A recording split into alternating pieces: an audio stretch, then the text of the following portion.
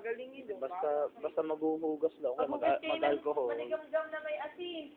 Alcohol tayo ngayon na. Hindi mo alam yung tubig na yan. Ano ba? Daming daga dito. Nanay. Hindi, may bota naman yata, kaya bota. Buti pala, naharang. Putik na nga ako. Wala pa nga akong tulog. Kapiting eh. Parang maapaw pa rin. Maapaw. Paano nga yung dam?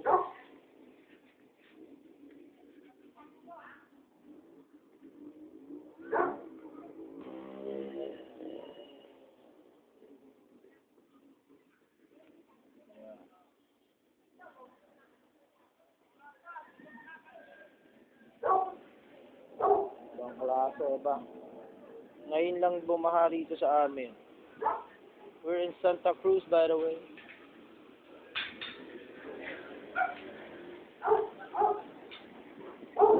Lakas ang hangin. Sabi niyan.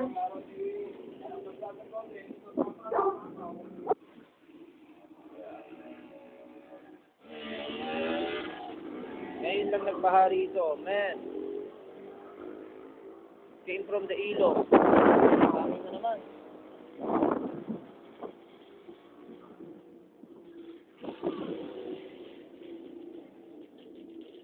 Wala, yung cellphone ko hindi nag-charge.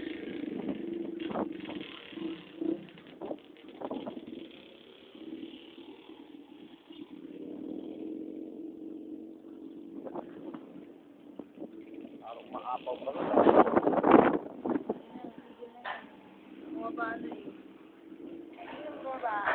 Kahit pa tumigil, kung nag-ano naman ang dam eh, mag-retreat. Surgical casualty. Look at the wind, oh.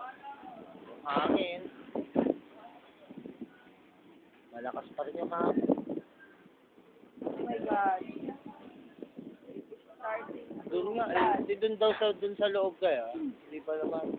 Kita mo yun, oh.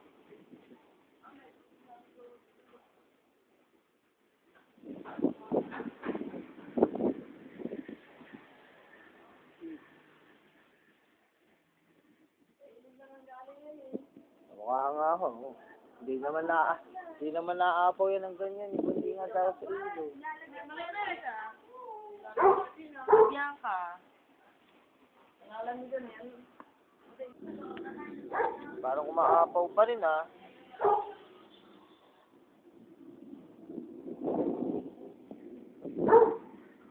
This is Guevara Avenue Extension. Pagsawitan sa Santa Cruz. Never before na nangyari ito sa amin.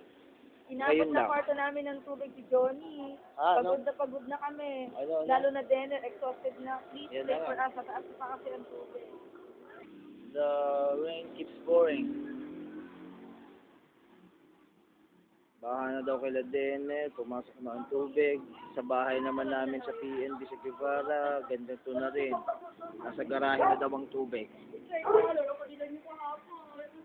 The river overflowed. Maybe because of the dam.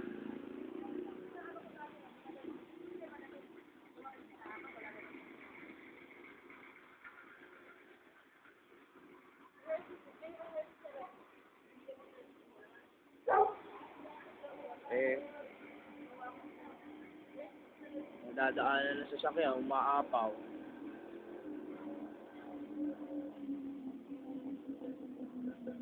Kaya dadaan to. Parang nalalim ah. Oo nga eh. Sa inyo ba? Pumasok mo naman. Oo nga, nagkaroon. Hindi, may dumadaan sa sasakyan, naagos. Ayun, tinan mo, galing yan saan, tinan mo. Mga damo na yung nasa ilalim ng van eh. Umuulan pa. Ayan, sumali. Sadya mo kaya ng mga ganong ginawa.